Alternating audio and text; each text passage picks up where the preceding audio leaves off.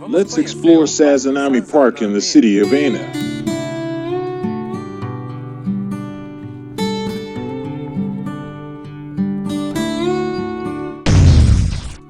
A huge park, as you can see here on the information board, where many tourists come to visit. Very popular throughout the year.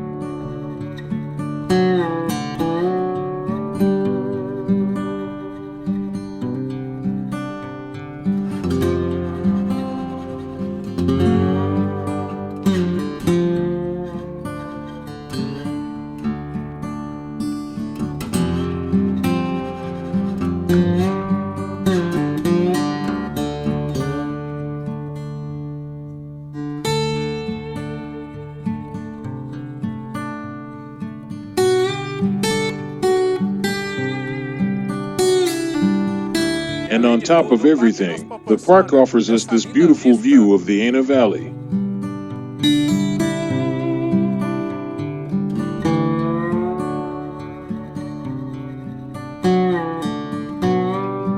From the beginning of March until mid-April, the park is beautifully adorned with cherry blossoms.